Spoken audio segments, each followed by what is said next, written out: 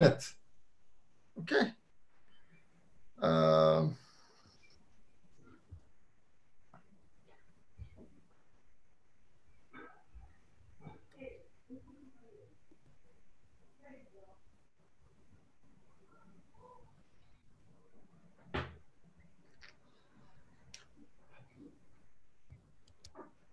Okay, so in 1 minute we can start.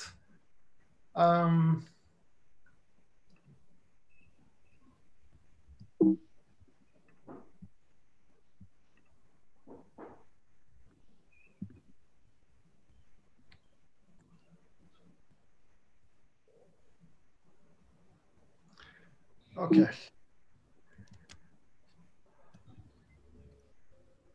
Okay, I think we can start.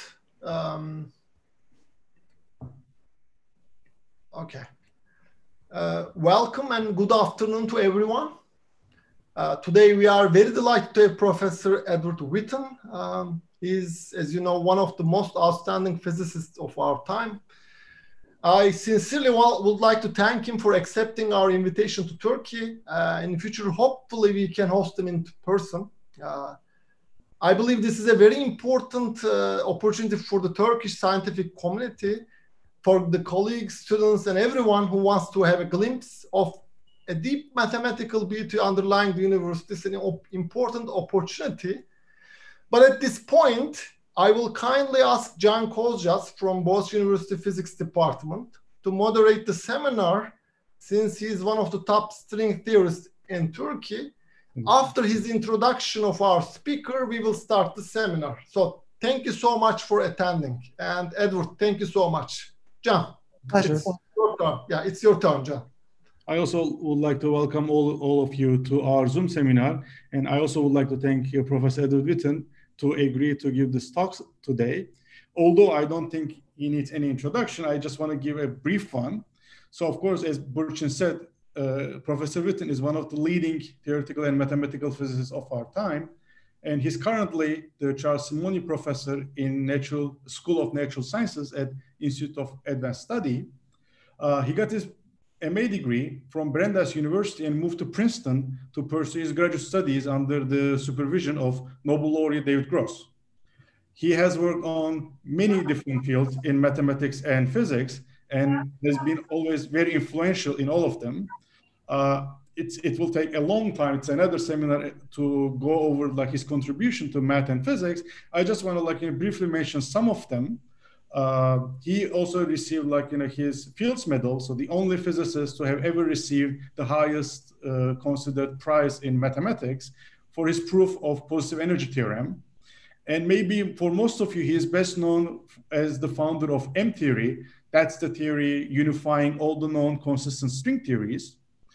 And from more technical side and more mathematical related things, he has introduced the notion of topological field theories in physics and worked on Chern-Simons theory and its connection to Jones polynomials. And also his introduction to topological field theory allowed physicists to gain access the topology of four manifolds and other dimensional spaces. And I also like to mention one of the most important things is the connection, the relation he found between the Morse theory and supersymmetry. And last, I also would like to mention, since it's been also a study, a work, the area I have done my research, here with Nathan Seiberg, he determined the low energy dynamics for the first time of a four-dimensional quantum field theory. And since then, there's solution has been known as Seiberg-Witten solution. So this is just a few examples I would like to mention. And of course, for all these great achievements, he has received a number of honorary degrees and awards. And I would like to mention just again, few of them. He has received a MacArthur Fellowship. And as I mentioned, he also received the Fields Medal and also the Dirac Medal. And it's a great pleasure for us to host him today. And he will tell us, or the title of his talk is Two-Dimensional Gravity and Volumes of Modular Spaces. So I just leave the word to Professor Witten. Well, thanks so much, Can and Burçin, and thanks for the invitation to give this lecture. It's great to see all of you this morning, though maybe sometime more in person.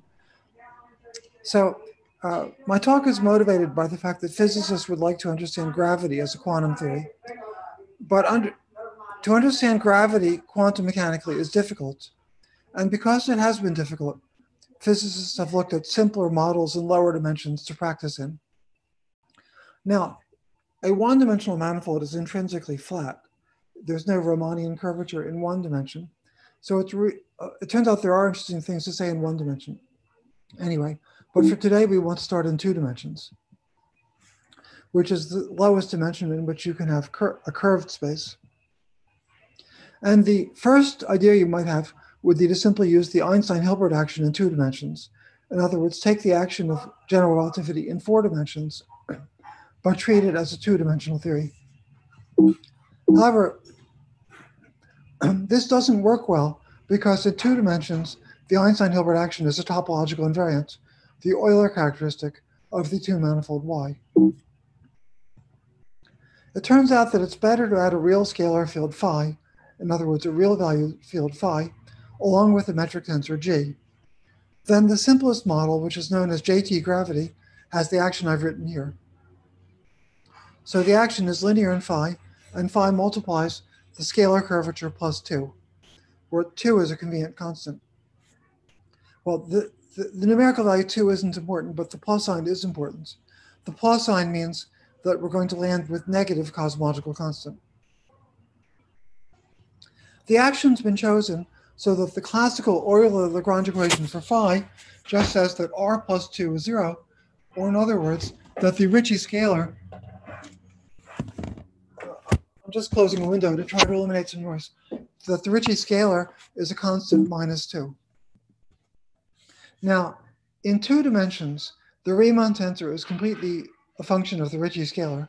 So this equation completely characterizes the local geometry, which is why it leads to a simple theory. If we're in Euclidean signature, a 2-manifold with a metric that satisfies this condition is called a hyperbolic 2-manifold. We're going to compute in this lecture primarily in Euclidean signature, though at the end I'll briefly mention the picture in Lorentz signature. First of all, a simply connected Euclidean signature 2-manifold with r plus 2 equals 0 is essentially unique. It's what's called hyperbolic space, and I'll denote it as curly h. The reason for uniqueness is something I told you a moment ago. In 2 dimensions, the Riemann tensor can be expressed in terms of the Ricci scalar. So once we specify that the Ricci scalar is minus 2, the geometry is uniquely determined locally. Hyperbolic space can be described by this simple equation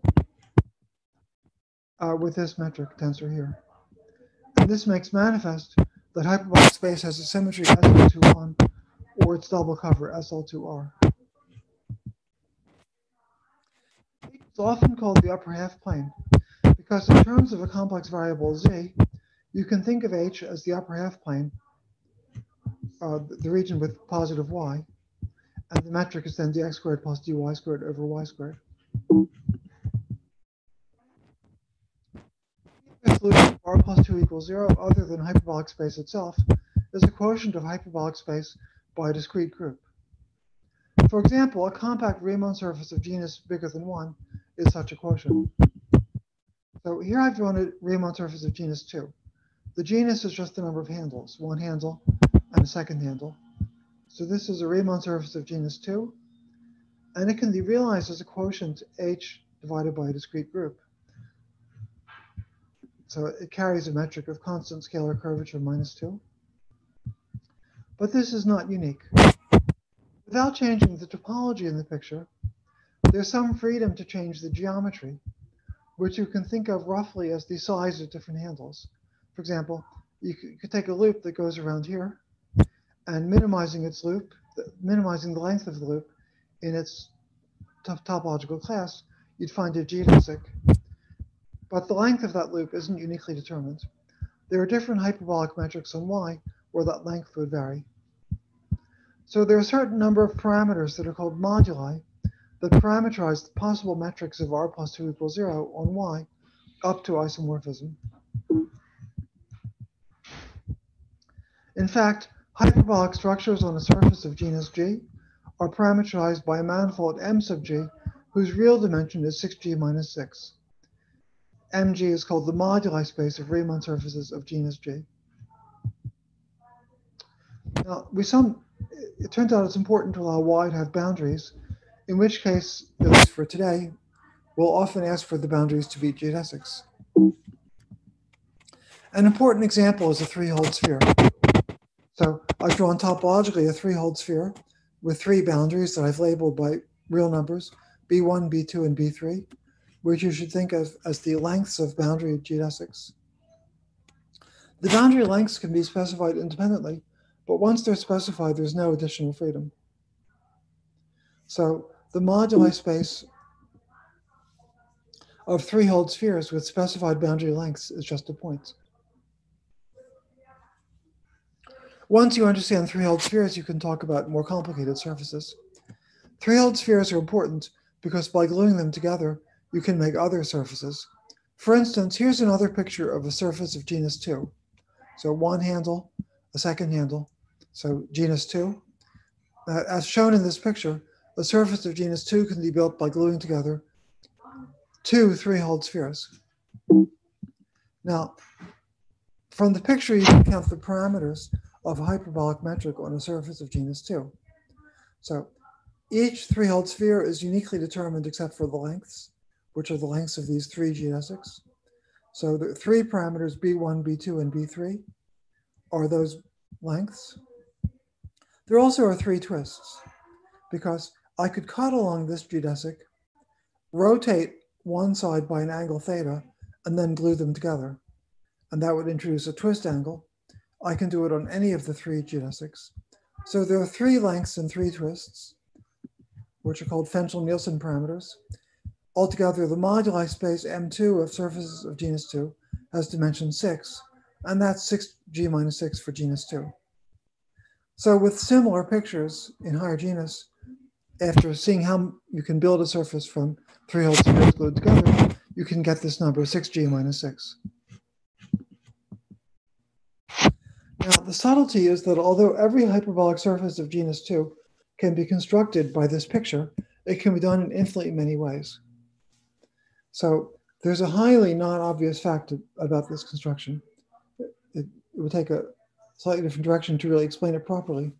But every genus 2 hyperbolic surface can be gotten this way for some values of the lengths and twists. But there actually are infinitely many lengths and twists that will give the same surface up to a diffeomorphism. It'll be a diffeomorphism that scrambles these three circles with some other circles that go in some other way around the surface. Maybe this one will be scrambled with this one, and maybe this one will be scrambled with this one. But anyway, because of the very rich diffeomorphism group of a two-manifold, there are actually infinitely many ways to realize the same surface of genus 2 by this picture with different lengths and twists. Now let's consider doing a quantum path integral, and that'll help us understand the essential simplicity of JT gravity. So what's special about JT gravity is the action is linear in phi. So now we consider the quantum path integral. The quantum path integral is formally the integral over all fields, that means all metric tensors and also all values of the real valued scalar field phi. What you integrate is the exponential of minus the action. And then you divide by the volume of the diffeomorphism group. That's what this factor is telling us. To do this integral, you can integrate first over phi, which you do after a contour rotation from phi to I phi. And then the integral gives a delta function. Hold on a second.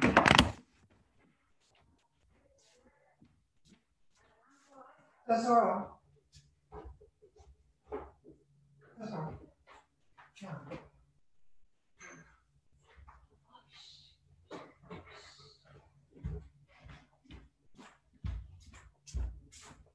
Sorry. Excuse me, sorry. Okay, so now we do this quantum path integral, but we do it by first integrating over phi. And after a contour rotation from phi to I phi, we simply get a delta function. I'm using an infinite dimensional version of the fact that the integral, I hope I can write this legibly, the integral dx of e to the ixy. Well, I should have written a 2 pi in the exponent to make it look nicer. That gives a delta function of y.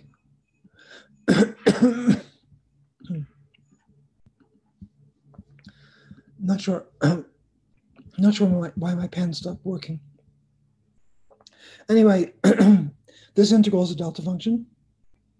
We have an infinite dimensional version of the same thing with phi playing the role of x and r plus 2 playing the role of y. So the integral is a delta function.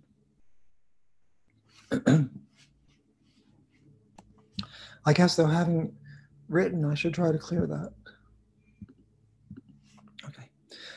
But if we're on a compact Riemann surface sigma, so if we're on a compact Riemann surface sigma, the delta function tells us that sigma will have to be a hyperbolic surface. In other words, r plus 2 should be 0. So the path integral reduces to an integral over the moduli space of Riemann surfaces of genus G. Now, M sub G is itself a Riemannian manifold with a metric tensor capital G that can be described by this formula I've written here. If you want to make a deformation of the metric of Y, you impose on that deformation a harmonic gauge condition. You also ask for it to obey or to preserve r plus 2 equals 0. And then its norm squared determines a metric on the moduli space M sub G. So as a Riemannian manifold, M sub G also has a volume form, and it has a volume that I will call V sub G. So it turns out that as long as Y is orientable, the path integral of JT gravity is equal to V sub G. It's equal to the volume of the moduli space. The main step in showing this is to show that a certain one-loop correction vanishes. Also, since you could have added a topological invariant to the action, which is the Einstein-Hilbert term, a more general version of the path integral gives not the volume, but the volume times an exponential of the Einstein-Hilbert action, which is simply the Euler characteristic times the Euler characteristic chi times this constant S0. So it's e to the S0 times 2 minus 2g times V sub g. So anyway, in terms of one arbitrary constant, the path integral of JT gravity is essentially the volume of moduli space. Now, however, this volume of moduli space is not straightforward to calculate, and therein lies quite a story. Now, as a shortcut, I gave a Riemannian definition of this volume, but for those who have seen it before, you've probably seen it defined from a symplectic point of view, where you first define the Weil-Petersson symplectic structure on the moduli space, and then the corresponding volume.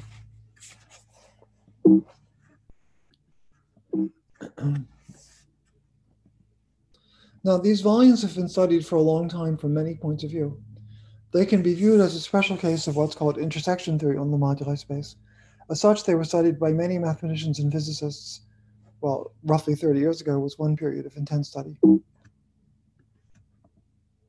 A very new point of view on the volumes was introduced by Maryam Mirzakhani, the Iranian mathematician, in the mid-2000s. And this work was done when she was a thesis. This work was done when she was a student. It led to her thesis, and it's the work for which she first became well known in the math world, although she made a number of perhaps even more important contributions later on.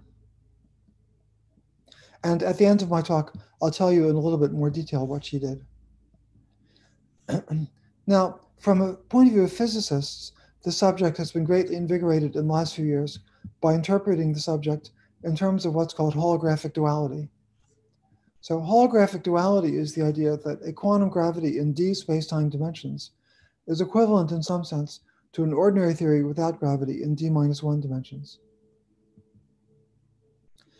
Well, if d is bigger than 2, then d-1 is bigger than 1. And the ordinary theory is in its space-time dimension bigger than 1, which means it's a quantum field theory. And quantum field theory is difficult. But if d is 2, then d-1 is 1. In one dimension, quantum field theory is just ordinary quantum mechanics. So the dual of JT gravity would be, one would think, an ordinary quantum mechanical system.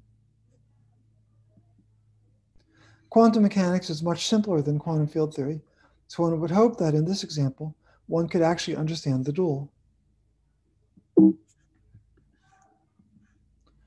The dual system is supposed to live on the conformal boundary of space-time. Well, what does that mean in our two-dimensional case? For our two-manifold to have a conformal boundary, we should consider not a compact Riemann surface, as we've done so far, but something more like all of H, hyperbolic space or the upper half plane. In the description of H as the upper half plane, H is the region where y is positive, the conformal boundary is y equals 0, and it's called a conformal boundary rather than an ordinary boundary because it's infinitely far away. Because of the 1 over y squared in the denominator, the distance to y equals 0 is infinite. So this is a sort of virtual boundary at infinity, called a conformal boundary. There's also a disk model where you conformally map the upper half plane to the unit disk in the complex plane, and then the metric becomes this one. And in that picture, the conformal boundary is at absolute value of z equals 1. It's a circle in the complex plane.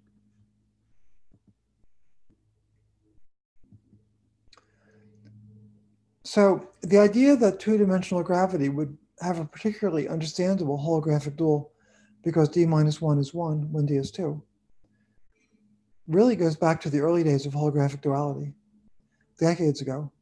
But it only led to progress in the last few years. And an essential point in the progress is that it's important to work not on all of H, but on a very large region in H.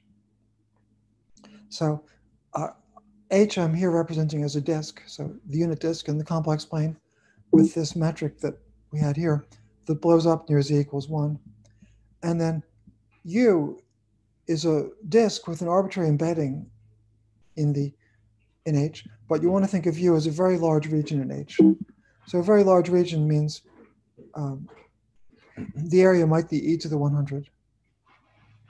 So because of the way, well, anyway, you imagine U as being a very large region. So if you specify that the boundary of U is a distance of 100 from the center, then you'll find that the area of U is something like e to the 100. So lengths and areas grow exponentially as you approach the conformal boundary. And so we want to think we're working on a very large region inside H. And we do the JT gravity on this whole large region, U, not on all of H. Of course, we need a boundary condition. And the boundary condition is to specify the boundary value of the real scalar field phi and also the circumference. You take them both to be very large, but you take the ratio to be beta. And then in the jargon, beta is the renormalized circumference of the boundary. Now, the JT gravity path integral in this situation can again be calculated explicitly using some refinements of what I said before in the case of a compact surface. I've stated the situation here from a mathematical point of view here in parentheses. You run into a coadjoint orbit of an infinite dimensional group, and the integral you have to do can be done by Dorstermite-Ekman, a Tiabat localization. So we get an explicit answer for the partition function on the disk, which is most conveniently written by saying that z of beta is a Laplace transform of this simple function rho of e. You can do the integral. So z of beta is still an elementary function of beta, but this is the most convenient version of the formula for a reason that you'll see shortly. Now, holographic duality says that this is supposed to be the partition function of the dual quantum mechanics model on a circle of circumference beta. The dual quantum mechanics system has a Hilbert space, which I'll call J, and Hamiltonian H. Its partition function is the trace of the exponential of minus beta h in the Hilbert space J. For this to be finite, H has to have a discrete spectrum with energies E1, E2, E3, and so on, which moreover have to tend to infinity fast enough. And if that's the situation, then Z of beta is a sum of e to the minus beta times the energies EI, which you can also write as an integral over energies of a sum of delta functions. Well, we got a formula for Z of beta in JT gravity as integral over energies of something, but the something was this function. It wasn't a sum of delta functions. So there's no choice of Hamiltonian H that will reproduce the result of JT gravity. However, the discrepancy is very hard to see near the classical limit. So in the real world, gravity is much weaker than the other forces. So Newton's constant is very small in units set by atomic dimensions and so on. In units set by Planck's constant, the speed of light, and the mass of the electron, Newton's constant is very, very small. Now, S naught is the analog here of 1 over Newton's constant. So we think of e to the S naught as exponentially big. So we have a function that here is very, very large. If it was a sum of delta functions, they'd be very densely spaced delta functions. So you have to look they'd be exponentially close together. You have to look with very, very high precision to see that this function is not a sum of densely spaced delta functions. But if you do look closely, it is not such a sum.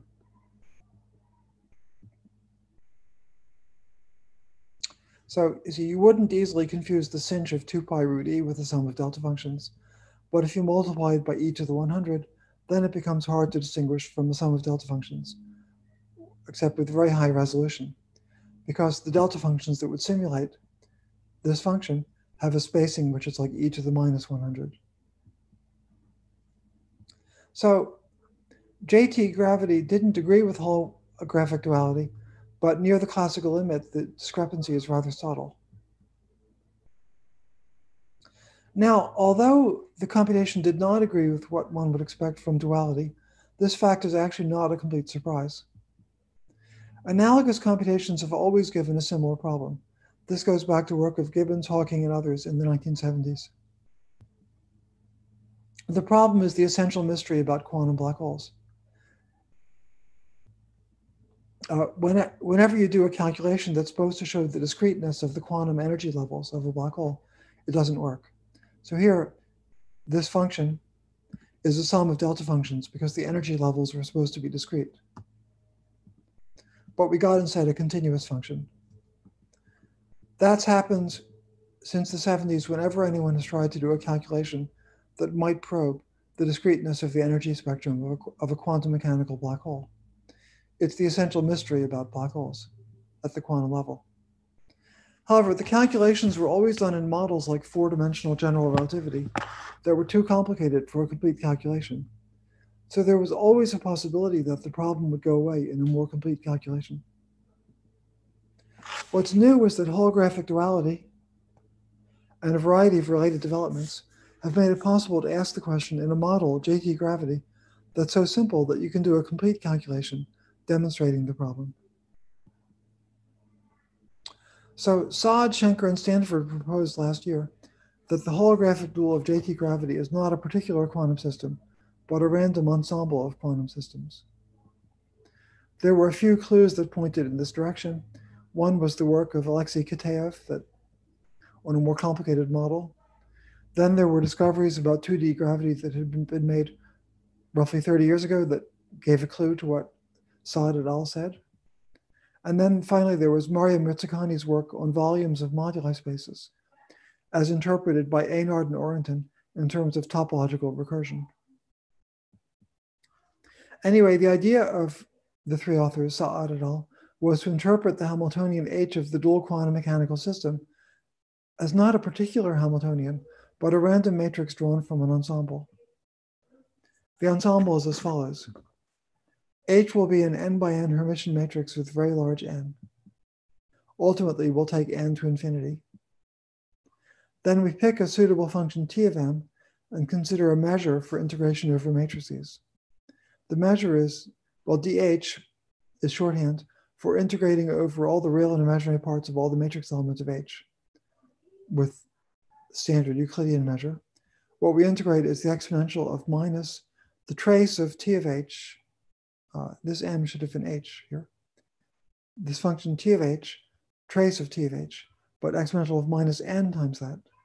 And then we divide by a constant z, called the partition function, which is chosen so that the measure has integral 1.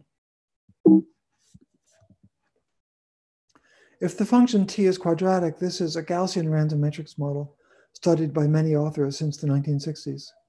We're actually interested in the non-quadratic case. So the measure won't be Gaussian.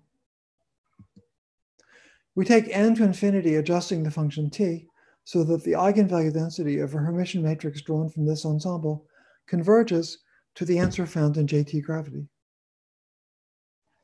So this function isn't the spectrum of a particular Hamiltonian, but it can be the average of the spectrum of a Hamiltonian drawn from an ensemble. We pick an ensemble that will do that. Taking n to infinity while adjusting t to make this happen is called double scaling. The proposal of Saad et al. Is that the holographic dual of JT gravity is actually a random matrix ensemble with this property. Since there isn't a definite Hamiltonian, there's not going to be a definite answer for the partition function. Instead, there's going to be an ensemble average partition function. The ensemble average is simply the average of the partition function in this ensemble.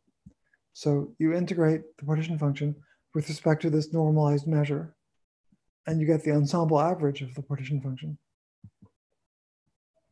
There are at least two important ways to study this ensemble average.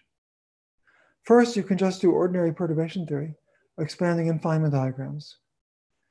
So you treat the integral as a quantum field theory in 0 space-time dimensions and follow textbook recipes to expand in Feynman diagrams. As first shown by Huff 46 years ago, this leads to an answer that involves a sum over oriented 2 manifolds. That was the first hint that the problem is connected to 2-dimensional gravity. If you just expand in perturbation theory, you find that for large n or large s naught, you get a picture like this. The operator, the partition function, whose average we're trying to calculate, appears as a circle on the boundary of the Feynman diagram. So this black loop is a circle that represents the operator. The purple lines are propagators for the field H. The dominant Feynman diagrams for large n are planar, meaning that as drawn, they can be drawn on a disk with the boundary corresponding to the operator whose average we want to calculate. So Feynman diagrams with disk topology, of which this is a typical one, dominate for large n or large e to the s naught. In higher orders in 1 over n or e to the minus s naught, we get diagrams that can be drawn on a surface of higher genus, again with a boundary corresponding to the operator. I tried to draw a genus 1 example, but it's harder to draw and harder to see. This boundary is the operator. If you ignore the purple lines, you'd see a genus 1 surface with one handle represented by these black lines. A genus 1 surface with one boundary. Then on that genus 1 surface, I've drawn a Feynman diagram with propagators drawn as purple lines. And the dotted lines are propagators that go around the back of the picture. So this is a Feynman diagram drawn on a genus 1 surface, and it would make a contribution that's suppressed by 1 power of 1 over n squared, or after double scaling by 1 power of e to the minus 2s naught. In general, the contribution of a surface of genus G is of order the exponential of chi times s naught, which for a genus G surface with one boundary is the exponential of 1 minus 2g times s naught. So all this comes from a standard analysis of Feynman diagrams, which does go back to the 70s, basically. Although I don't have, unfortunately, time to really explain it properly today. Now, the proposal is that in the series, when you expand in Feynman diagrams, you calculate the ensemble average of the partition function as a sum over the genus of a Riemann surface in which a Feynman diagram can be drawn. The proposal is that the term proportional to this, e to the 1 minus 2g times s naught, is the JT path integral on a surface of genus G with one conformal boundary. That was the proposal of Saad et al. For genus 0, this is true by definition. the function t of h that was used in defining the ensemble was simply chosen to reproduce the correct function a naught of beta that comes from JT gravity. This function is the Laplace transform of the density of eigenvalues that came from the JT gravity. The test is whether the formula is valid in higher genus. To decide if it's true in higher genus, we have to do the JT gravity path integral on a surface of genus G with one asymptotic boundary. Here's a sketch for genus 2. So again, this is, well, the picture has been cut here, but imagine the two sides are glued together. So we have one asymptotic boundary. This circle represents a conformal boundary, which is really infinitely far away, but to draw the picture, we've drawn it at a finite distance. And the sigma has a boundary which is near the asymptotic boundary of the world, so to speak. And then it has two handles, so it's genus 2. So this is just a genus 2 example. There could have been any number of handles. A useful fact that's built into the picture is that a hyperbolic surface with one asymptotic boundary and genus 2 can be built by gluing together two pieces. Sigma prime over here is a hyperbolic surface with a geodesic boundary of some length b. U prime is an annulus that has two boundaries. One is a geodesic boundary of length b, and the other boundary is close to infinity, where infinity means a structure like the boundary of the upper half plane H. Now, I skipped one word here, which was that this picture is unique. So I had some previous pictures that were far from unique because there were infinitely many ways to build, for instance, a genus 2 surface by gluing together two three-hole spheres. But this picture drawn here is unique. This geodesic can be found in a unique way by starting with the boundary and trying to minimize its length in its homotopy class. You'll end up precisely here. It's a unique boundary, a unique geodesic, and that's where you make the cut. So we have to do the path integral on the big surface. We do that by taking the path integral here and the path integral here and multiplying them. The path integral on the left is an explicit function that can be computed by localization, similarly to the discussion for genus 0, similarly to this case. The path integral on the right is our friend, the volume of moduli space, where here the moduli space is of genus G surfaces with the geodesic boundary of length b. And then the big path integral on the whole surface is computed by multiplying these factors and integrating over b with this measure b db. And that's, so the hypothesis is that this is supposed to equal, well, this is supposed to equal the genus G contribution to the ensemble average of the resolvents. Now, by using Mirzakhani's results for volumes, as reinterpreted by Aynard and Orenton, one can show that this works. So it's actually true that JT gravity is related and this has a holographic dual as an ensemble average.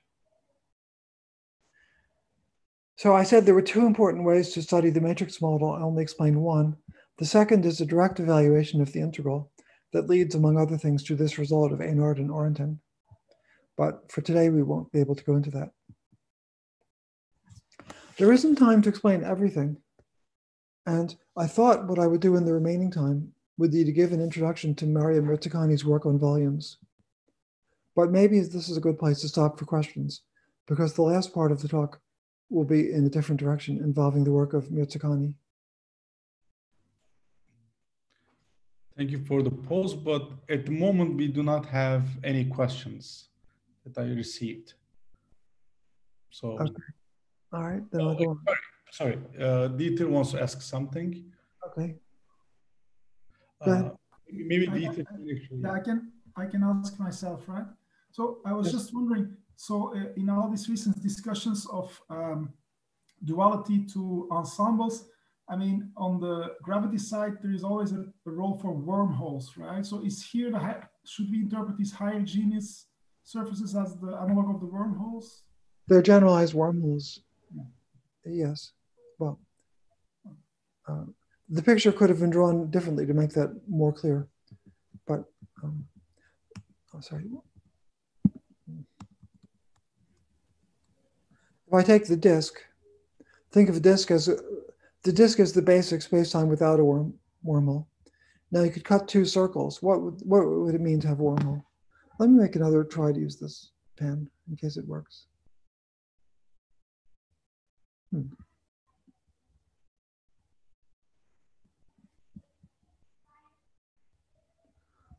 Not quite sure why, but I'm not seeing the chance to annotate. Okay, you'll just have to imagine them.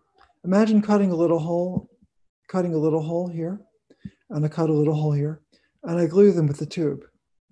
If the two little holes are far away and the tube is thin, that's what people would call a wormhole in quantum gravity. But what we've built is a Riemann surface of genus 1 with one boundary. So these higher topologies can be obtained by gluing wormholes onto the basic spacetime we started with, which in this case was just a disk. This genus 2 surface similarly can be obtained by attaching two wormholes or two handles to the disk. Cut 4 little circles out of the disk, glue them pairwise with tubes. Let me make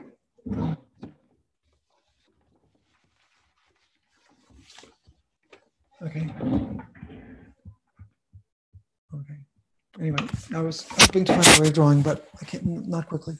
Anyway, topologically, this spacetime, this picture was useful for calculating the amplitude because it gave us a simple factorization in terms of two pieces where we knew how to do the path integral, one in terms of volumes and one by localization. But to answer your question, we would want a different picture. To get the same topology, we would cut 4 little circles out, connect them pairwise with tubes, and that would create a genus 2 surface with one boundary, which topologically would be the same as this. I see. Thank you. We have one more question. Let me read it. So, can this calculation of volume of Riemann surfaces be related to a calculation of partition function of 3D quantum gravity? Well, the question is really, is there something similar you can do in 3 dimensions? Yeah. That's an active subject of research, but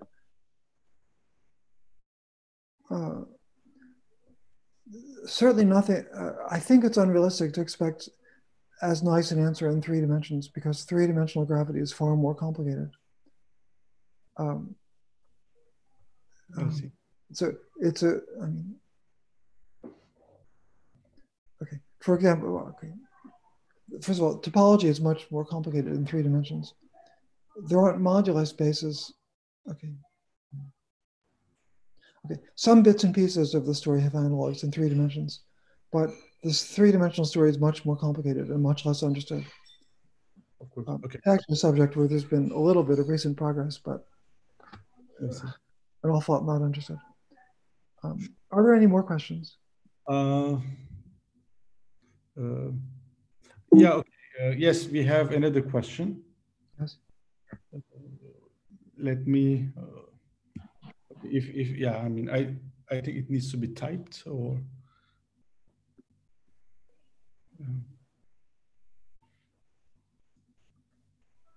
Sorry. Yeah.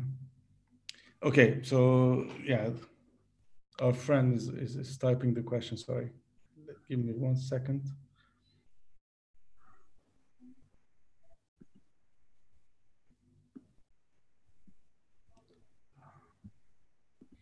Also, like, you know, I mean, are there any questions? Let me also remind you that you can also type your questions to the chat on YouTube if you're not connected to the Zoom meeting. So I will also get them and we'll be able to ask them, Professor Witten. So a question is being typed currently? Yes. I mean, somebody, yeah. Okay. John, let's continue. Okay, so we can ask you at the end, maybe of the talk, please. Okay. Well, I'm going to go in a completely different direction. So, or at least it'll be independent of what I've said so far. So, I plan to talk this way because I was thinking that the last part might be understandable to some, even if what I've said so far wasn't completely understandable. Although I certainly don't know if that will work. I see. Okay. Yeah, let's continue. No, if you have a question, I want to take it now before. Oh, okay. So.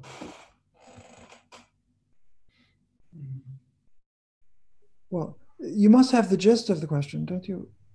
So one of our colleagues is asking, my vague intuition was that holographic duality needed the dynamics of gravity to work. Can you comment on the intuition that makes us expect it to work in 2D where there is no real dynamics of gravity?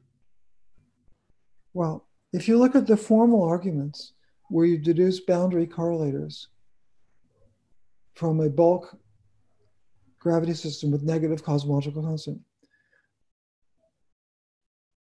they don't really require gravitational dynamics. They more require the kinematics of negative cosmological constant. The arguments modulo some subtleties appear to make sense in 2 dimensions. The main subtlety is that any perturbation tends to,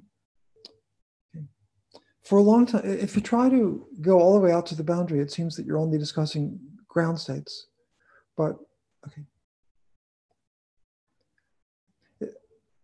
I think the answer I want to give is that it's true 2 dimensions is subtle, but it's also true that the general arguments appear to make some sense in 2 dimensions.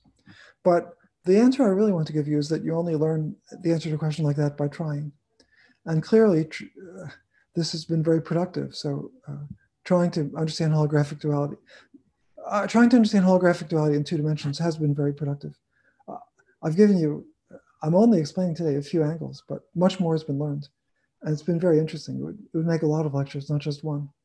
So it's definitely been a good thing to do. So part of the lesson is that you should try it, even if you're not sure if it's going to work or how it's going to work. So I wanted to use the remaining time to give an introduction to what... Excuse me, sorry to interrupt, but if I may ask you one more question before we move on. So the discussion started with hyperbolic 2 manifolds with r plus 2 is equal to 0. So my question is, are there also physically interesting results regarding to parabolic and elliptic 2 manifolds? What if we have r is equal to 0 or r is greater than 0? The case where r is greater than 0, there are some interesting papers. There's a much less coherent picture, but there are some interesting papers. I think it's best to just call it okay. Refer to those papers, I guess. Well, more of the interesting papers have been not precisely on this model, but on this model coupled to conformal fields. So with both signs of R, there's been important work on more complicated models where you couple JT gravity to a conformal field theory. And that's been extremely important with negative cosmological constant. It's been interesting, but not so well understood with positive cosmological constant. I think that's the best I can do for a short answer. I do want to say a little bit about what Maria Mazzucani did with volumes in the work that, as I said before, was what first made her reputation in the math world. So a key tool is something I've already told you, although here's a different picture. A hyperbolic Riemann surface, possibly with geodesic boundaries, can be built by gluing together 3-hole spheres, which themselves have geodesic boundaries. Here's a different picture where a genus 2 surface with 1 boundary, in this case, it's been built by gluing together 3 3-hole spheres. The subtlety comes from the fact that there are many ways to do this. Now, if the decomposition were unique, we would get a simple recursion for volumes. Here's another picture. Well, this is a different way of looking at a genus 2 surface built from 3 3-hole spheres. Well, the 2 pictures show you that even topologically, it's not unique. This arrangement is different topologically from this one. But suppose that this picture were unique and also that B1 and B2 were unique. Then we'd get a very simple answer for the volumes, because to integrate over the moduli of the big surface, we would just integrate over the moduli space of the smaller surface on the right, which is a surface of genus 1 with 2 boundaries of length B1 and B2. And then we'd have the moduli on the left, but that's a 3-hole sphere with no moduli, nothing to integrate over. And we'd integrate over B1 and B2 with the measure B1 dB1 and B2 dB2. So if this picture were unique, this would be a formula for the volume in genus 2 with one boundary in terms of the volume in genus 1 with two boundaries. And repeating, we'd eventually express ourselves in terms of simpler and simpler cases, and we'd get a complete answer. This formula is wrong because there's no preferred way to pick a particular three-hole sphere, lambda, with the given boundary B. There's no, if I call this piece lambda, there's no way to pick a particular lambda. There are infinitely many candidates for what lambda could be. So the right-hand side of the formula involves an infinite overcounting. Now, a similar formula without integrating over B1 and B2 is actually correct. If you interpret, I've written the, see, here I use this math italic font for V.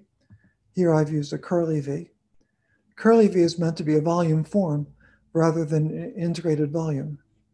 If you write it as a formula not for integrated volumes, but for volume forms, and you don't try to integrate them to get volumes, then this formula is actually correct.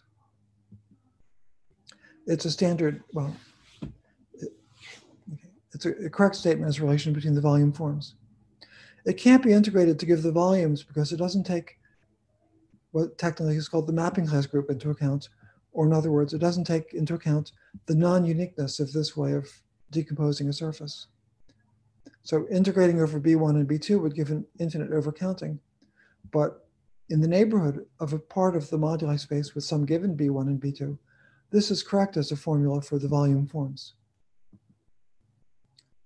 So to belabor this point a little bit, the moduli space of Riemann surfaces is a moduli space of flat SL2R connections divided by the mapping class group, which is the group of topological classes of diffeomorphisms of a surface.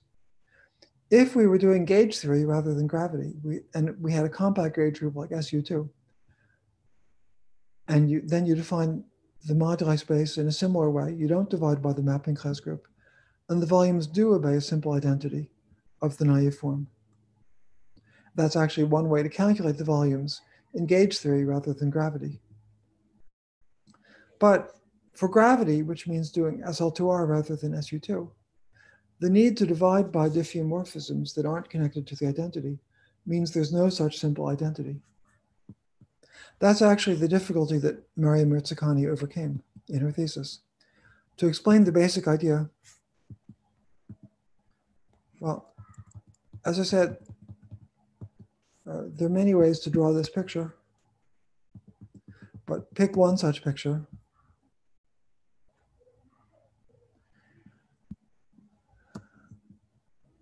And it involves a three-hole sphere with three boundary lengths.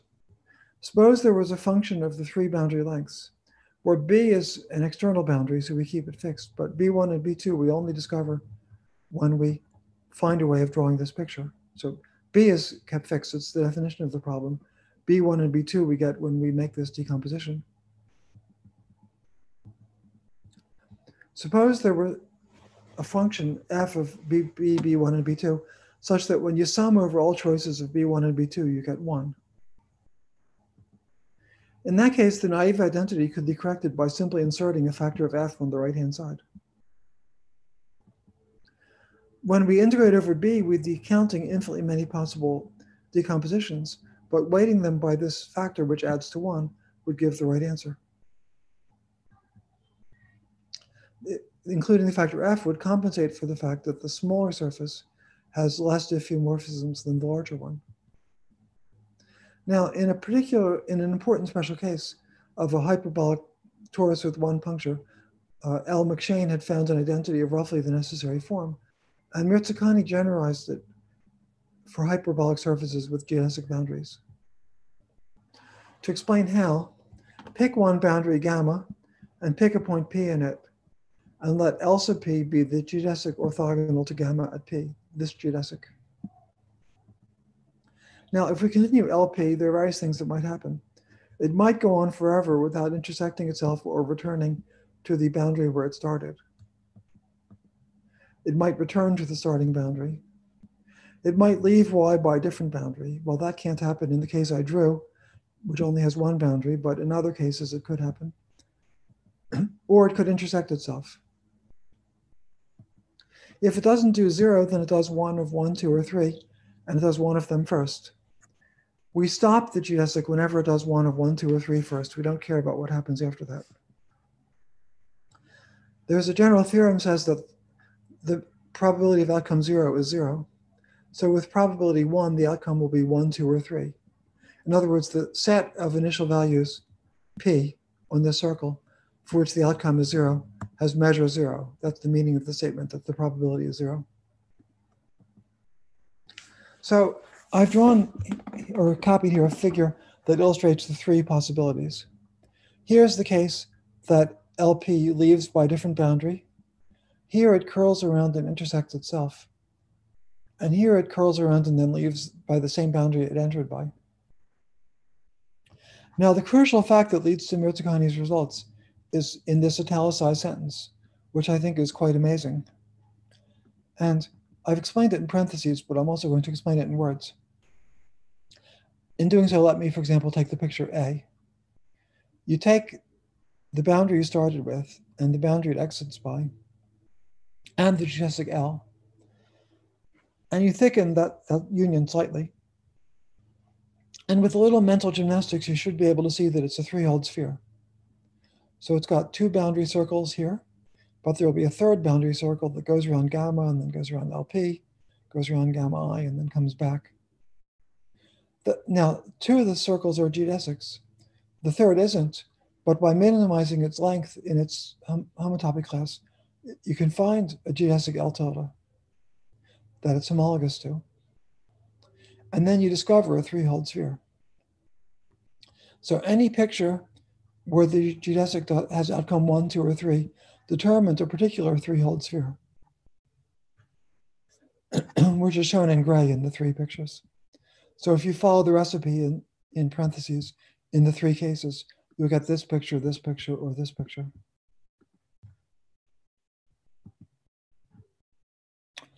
So let epsilon be the set of all three-hole spheres with boundary gamma and two internal geodesics. Epsilon I be the set of all lambdas, whose boundary includes gamma, some other boundary geodesic of the surface, and one internal geodesic. So then, for a given lambda, let A lambda be the subset of gamma, where you get picture B or C, and B lambda the subset where the picture is A. Now, since one of the, and then let mu of A lambda and mu of B lambda be their measures. So since gamma has total length B, and since the set where you don't get one of these outcomes has measure 0, we get a sum rule that the sum of the measures of all these sets is equal to B. And that identity plays the role that, in my explanation here, would have been played by this identity if it had existed.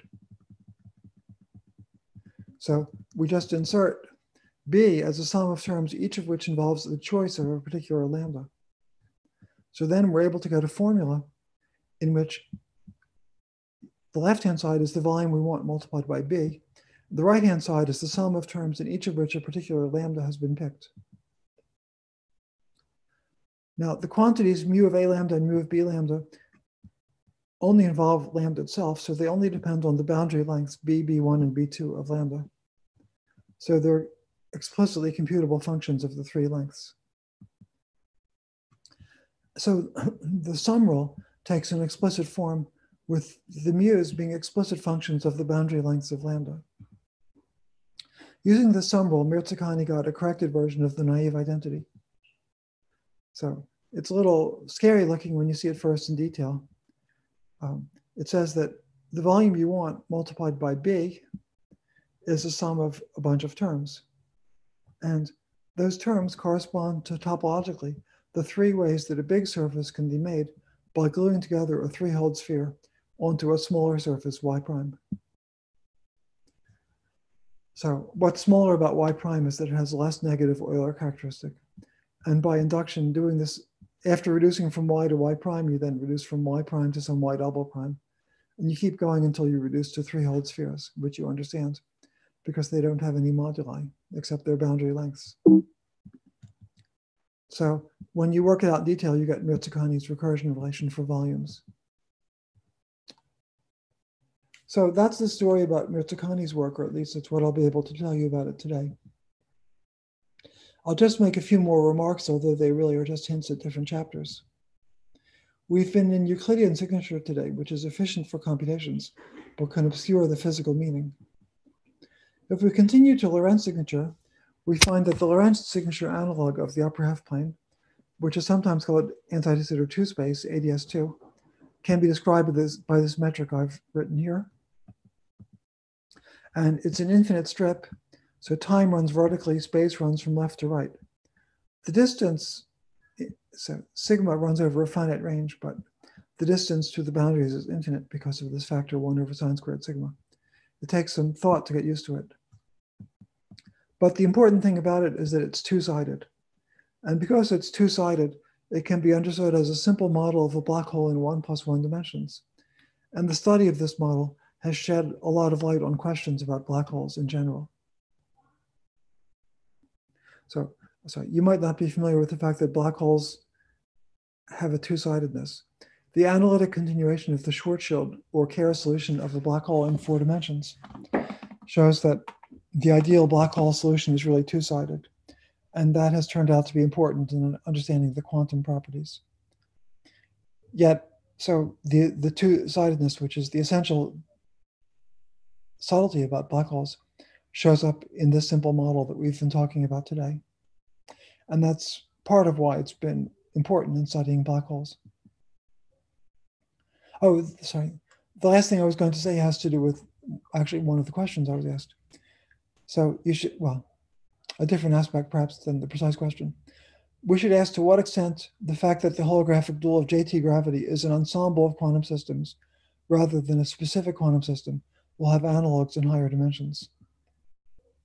I'd say the answer is quite unclear, but I believe that in those many cases where we have a good candidate for the explicit quantum dual system, that's actually correct. I think the situation will tend to be that to the extent that you don't fully understand a bulk system, it will appear that the boundary dual is an ensemble.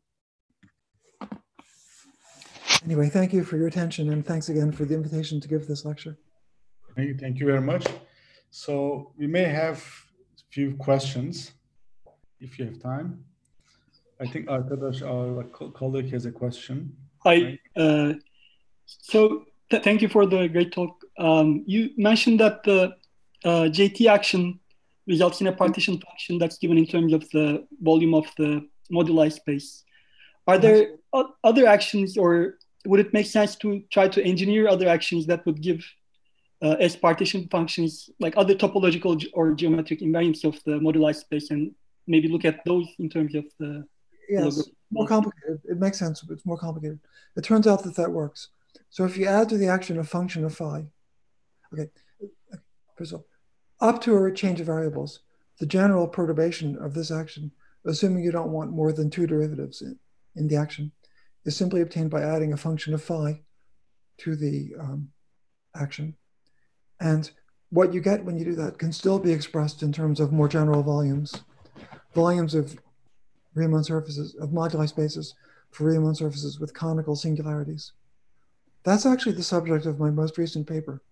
And there's also a paper by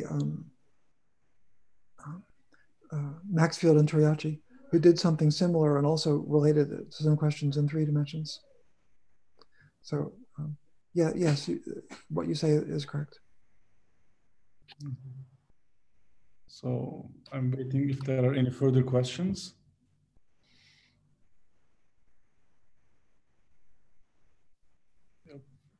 Okay, for the moment. Oh, sorry. Yeah, Dieter has a question. Please, Dieter, go ahead.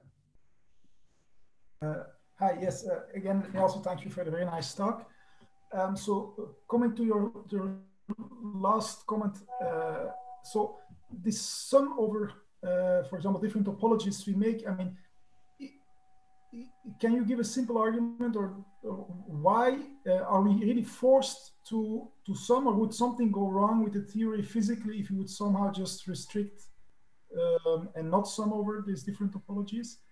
I mean, is this a freedom to do, or would something really go wrong? Would we lose some properties if Well, we wouldn't the nice holographic dual that we had, admittedly as an ensemble, tells us to do this sum, because the ensemble average of the partition function is equal to a sum over topologies, not to the particular disk topology. The disk topology gives the sort of large n limit, but the actual ensemble average is a sum over topologies. Yes. But would somehow not doing the ensemble on the dual side and not summing over geniuses leave you with something consistent, or you would say just that option is just too simple and also not consistent? I mean, is it just too simple, or is it also not non-consistent? Well, it can't be interpreted in terms of this holographic dual. But let me give you an answer in higher dimensions. So, okay, likewise, the same is true in higher dimensions.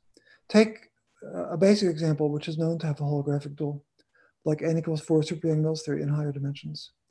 Take it on a spatial manifold, which is a 3-sphere, at temperature, inverse temperature beta. We know it should have a Hawking-Page phase transition as a function of beta. If you don't sum over topologies, I mean, that in gravity, that phase transition comes from a sum over topologies. So, well, I'm giving you a higher dimensional. You didn't seem happy with my answer in the actual model I lectured about, so I'm giving you the same answer in higher dimensions. The holographic duality only works if you sum over topologies in the bulk. Part of the problem with your question is that you wouldn't know how to not sum over topologies. So in 2 dimensions, that's obscure because the only boundary is a circle. And you could say that a circle has a disk as a preferred 2 manifold. But let's say that the boundary is 4-dimensional. The boundary could be a complicated 4 manifold, and you literally would have no idea what's a preferred 5 manifold. So even before I give you physical examples like the Hawking-Page transition, where results that you know can only be reproduced by summing over manifolds, you'd strongly suspect you have to sum over manifolds just because there isn't a distinguished one that presents itself. Okay, I see. Okay. Thank you. So there will be one more question. 1 second. Is Ibrahim a co-host now? So he can ask his question. Okay, I'm unmuted, so I can ask. In this ensemble, what determines the weight? Obviously, the weights are not free.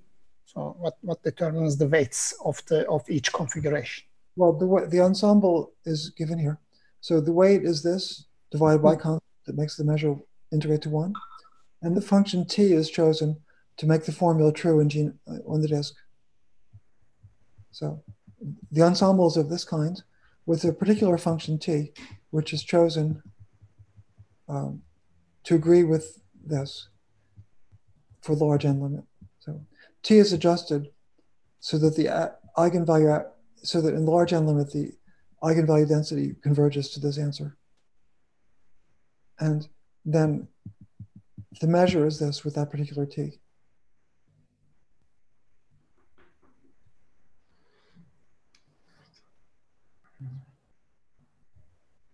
Yeah, I think there are no further questions. Before we finish, I also would like to thank you for this inspiring and great talk. Thanks you for the invitation again. And I think Bush also would like to say a few words before we are closing. John, thank you so much. Edward, thanks. Thank you so much for accepting our invitation. It was thank you. So important for us. Maybe in near future we can see you in person in Turkey, in Istanbul. You know, we have a great university, we have a great country. You can visit us after this pandemic thing is over. That would be great. I certainly hope to be able to. Okay, so we can at least try for it. So okay. Thank you. In the meantime, good luck to everybody, and thanks again for the invitation. Keep safe, and we'll try to do the same here, so that we can. Thank you. Thank you.